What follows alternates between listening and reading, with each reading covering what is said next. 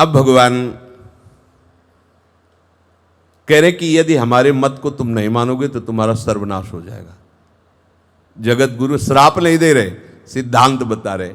ये त्वे तदभ्यसूयन्तो नानुतिष्ठन्ति मे मतम सर्वज्ञान विमूढ़ास्तान विद्धि नष्टान चेतसः। जो मनुष्य मेरे इस मत में दोष दृष्टि रखेगा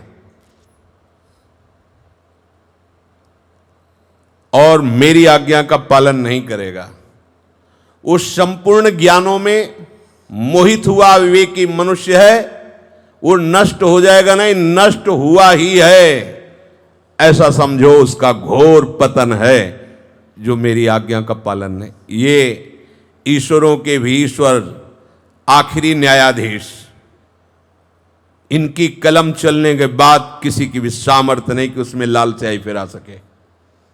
आखिरी वो कह रहे हैं नष्ट हुआ ही समझो। अब ब्रह्मा की भी ताकत नहीं कि भाग्य बदल सके। भगवान कह रहे, स्वयं भगवान, थोड़ा डर भी जाओ, इतने बड़े मालिक बोल रहे हैं। भगवान ये भी कृपा करके बता रहे कि देखो अगर आप नहीं मेरी बात मानोगे, इसीलिए कई जगह भगवान बोले उस परमात्मा की शरण में जा। फिर जब देखते कि मेरा नित्य सखा है, प्रेमी है, मेरी शरण में आ जा, क्योंकि वो और कोई परमात्मा नहीं, मैं ही हूं। जब मैं शब्द बोलते हैं तो भगवान आगे बोल देते हैं कि दोष दर्शन मत करना, कह रहे मेरे लिए कर्म करो, मेरे को समर्पित हो, मेरे। इसलिए संत महात्मा चाहे जितना बड़ा कोई महापुरुष हो, वो ऐसे बोलता है, मुझ अधम को प्रभु ने जैसे स्वीकार किया ऐसे आप सबको स्वीकार। वो बड़े करुणामय हैं। और सही पूछो तो वो जो उधर कह रहे हैं ना, वो वही हैं, दूसरा कोई। बंदो गुरुपद कंज कृपा सिंधु नर रूप हरि महामोहतम पुंज जासु बज। समझ नहीं पाता। क्यों नहीं समझ पाता?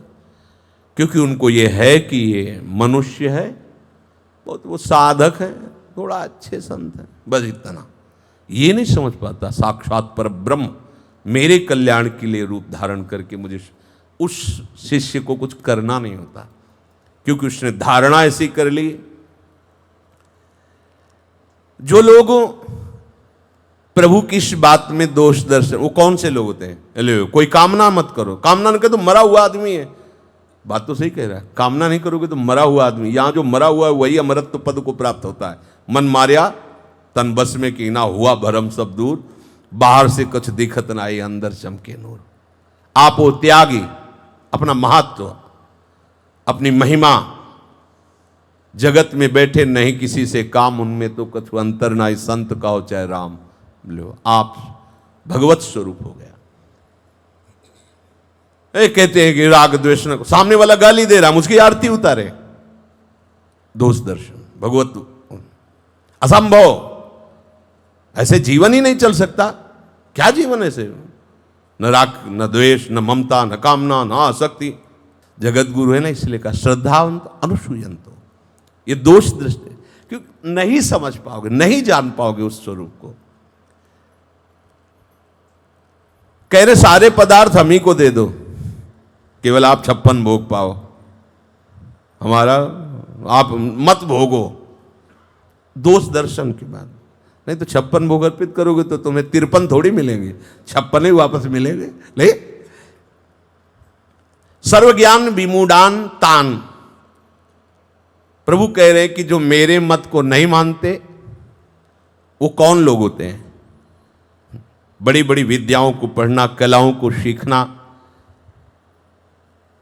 मोटर कैसे बनानी है, मोटर कैसे फिट करनी है, देखो ना हवाई जहाज, रेडियो, टेलीविजन, इन आविष्कारों को सत्य मानकर इनमें कला कौशल प्राप्त करना वो श्रेष्ठता समझते हैं। नए नए परमाणु बम, मिसाइल, कितना ज्ञान बढ़ गया है। जल पर तैरने वाले यंत्र, मकान बनाने की कला, चित्रकारी, शिल्प कला, कोई ऐसा मंत्र जो दूसरे को वशीकरण कर सके, उच्चाटन कर सके, मारण कर सके, कोई ऐसा तंत्र हमारे मन की इच्छाओं की पूर्ति कर सके। विलक्षण विलक्षण चमत्कार, देश विदेश में हमारा नाम हो, ऐसा धन, ऐसी कला, ऐसी भाषा, ऐसी लिपि, ऐसी रीति रिवाज की लोग देखकर हमें कहें वाह, ऐसा खान पान जो औरों को प्राप्त ना हो, ये प्राप्त करना जीवन का लक्ष्य है। ये कौन है? जो विमूढ़ आत्मा है। भगवान कह रहे हैं ऐसे लोग मेरी बात नहीं मानेंगे, ऐसे लोग मोहित पुरुष हैं, ये हमारे ज्ञान की बात को नहीं समझेंगे। भगवान बोल रहे हैं अचेतसः, प्रभु कह रहे हैं ये मेरे मत का अनुसरण कभी नहीं कर पाएंगे, क्योंकि असत वस्तुओं में, असार वस्तुओं में इनकी महत्व बुद्धि है। ना इनको बंधन का पता है, ना इनको मोक्ष का पता है, इसी को केवल सत्य मानते हैं, क्योंकि अचेत हैं। चेतना कहते हैं विवेक को, ये विवेक रहित हैं। एक विदेश से पढ़कर डॉक्टरी आए हुए थे, तो किसी संत से मिले, बहुत अच्छे सर्जन, बहुत उनकी, तो उन्होंने पूरी नास्तिकता वर्णन की भगवान के प्रति उन संत से, संत के पूर्व जीवन के परिचय कर। उन्होंने कहा ऐसा बेहोश मत हो, इतने बड़े भी डॉक्टर नहीं हो गए हो कि तुम अपने जीवन की रक्षा कर सको, दूसरों की तो बात जाने दो। ये सब बकवास मैं नहीं मानता है। विदेशी नशा, एक ही महीने में ऐसा एक्सीडेंट हुआ कि 10 जगह से मेरुदंड टूट गई, 10 जगह से। ये इसका कुछ भी होना बहुत खतरनाक होता है, हाथ पैर ये तो सब, लेकिन मेरुदंड। अब उनकी हालत जो बुरी हुई, फिर उन्होंने अंतिम में यही कहा एक बार हमें उन संत से मिला दो। मिलाए, बोले हाँ है कोई भगवान, मैं किसी काम का नहीं हूं, मैं समझता था बहुत मैं ज्ञान प्राप्त, आज मेरे ही शरीर पे ऐसी भीषण पीड़ा है और इसका मुझे कोई ज्ञान नहीं कि इस पीड़ा से मैं कैसे बच सकूं। अब मुझे बताओ कि भगवान मुझसे कैसे प्रसन्न होंगे। तो उनका अब तो समय नहीं रह गया, बस नाम करो और उनको पुकारो। अंतिम एक समय ऐसा आता कि बड़े बड़े दुर्दांत अभिमानियों को भी एक बार ये लगता है कि है कोई ईश्वर जो अब मेरी रक्षा कर सकता है। ऐसा ये बड़े बड़े, ये पशु की तरह स्वभाव वाले होते हैं जो अचेत होते हैं। ये केवल आशा में जीते हैं, ये केवल ऐसे कर्म करते हैं जो इनको नाश का कारण बनते हैं, पर उनको पता नहीं चलता। ये व्यर्थ ज्ञान वाले होते, बड़ा ज्ञान बघारते हैं। गांव में भी देखा है, भैया जाना तो सबको ही है, बीड़ी पी रहे और कह रहे संसार तो नाशवान है, काहे को तुम रो रहे हो, जाना तो सब, जाना है बीड़ी में फंसे हैं। क्या मतलब? व्यर्थ ज्ञान बघा रहे। जाना है सबको, संसार नाशवान है, ज्ञान तो बहुत वर्णन करे, उसे व्यर्थ ज्ञान भगवान। मोघाशा, मोघ कर्माणु, मोघ ज्ञाना विचेतसा, ये व्यर्थ की आशा वाले, व्यर्थ के कर्म करने वाले और ये व्यर्थ के ज्ञान भाषण देने वाले लोग होते हैं। जीवन में उतारना नहीं एक भी। विद्धि नष्टान, ऐसे मनुष्य को वर्तमान में ही मरा हुआ कहा गया, नष्ट। जिन हरि भगति हृदय नहीं आनी, जीवित सब समान। जैसे मुर्दा अछूत होता है, ऐसे वो अछूत है जिसके हृदय में भगवान का आश्रय नहीं, भगवान की भक्ति नहीं, भगवान का भजन नहीं। भगवान कहते हैं विद्धि नष्टान, उनको नष्ट हुआ ही समझो, नष्ट हो गए, वो दिखाई नहीं दे रहा। और जो भगवान का, अब खास बात सुनिए, ये अमृतमयी, बहुत अमृतमयी।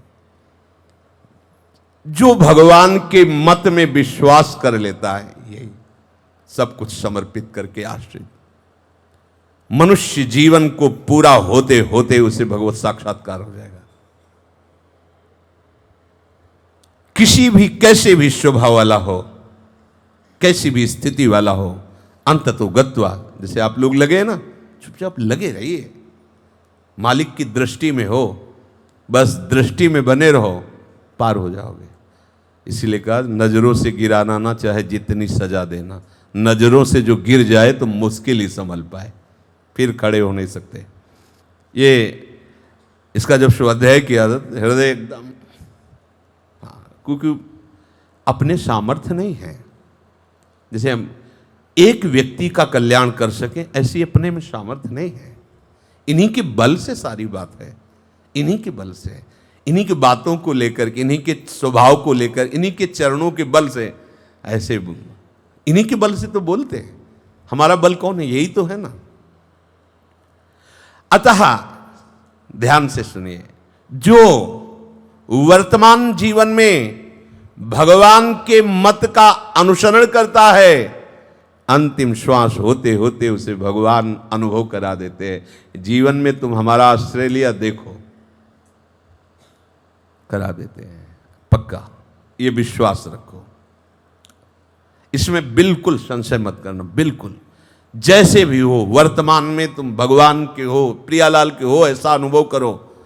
अंतिम निर्णय वही होगा जो एक बड़े बड़े परमहंसों को होता है। भगवान देने में भेद नहीं रखते।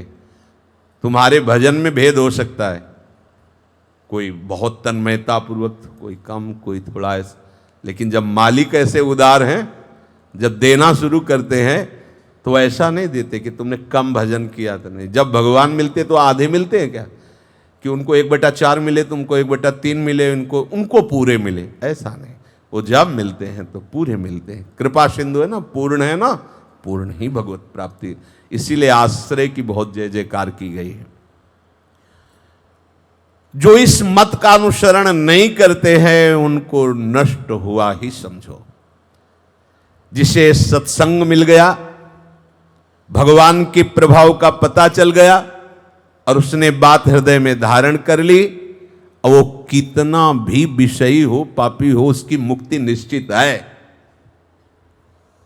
अपिचित दुराचारो भजते मां, कोई भी बात अप्रमाणित नहीं है। ऐसा ना मानो कि अच्छा तुम्हें प्रोत्साहन देके मिलेगा क्या। मान लो अगर भगवत प्राप्ति ना हो तो प्रोत्साहन देने से मतलब क्या रहेगा? सत्य वस्तु का प्रोत्साहन है। जैसे लोग कहते हैं तो भगवत प्राप्ति जेब तो बहुत दूर है यार, जेब में तो हाथ डालना पड़ेगा, उससे भी नजदीक है। तुम समझ क्या पाते हो, क्या समझते हो? उससे भी नजदीक है। और आपको बता, राष्ट्रपति से मिलने के लिए बहुत बड़ी आपकी योग्यता चाहिए, और अपने बाप से मिलने के लिए यदि वही राष्ट्रपति हो, बीच में कोई गार्ड, कोई चेकिंग, वो दौड़ के जाएगा, उनके गोद में बैठेगा, चाहे जिस पद पे बैठे हो। समझना, अपनी मां कलेक्टर हो तो कलेक्टर पद से मिलने के लिए लाइन में होना पड़ेगा, लेकिन मां से मिलने के लिए हर लाइन क्रॉस करके उसके लिए एक पर्सनल लाइन होगी। ये पर्सनल लाइन है, ये मेरे प्रभु मेरे लिए बात कर रहे हैं, और जो अनंत कोटि ब्रह्मांडों के ईश्वर वो सिद्धांत है। चलो लाइन में लगो।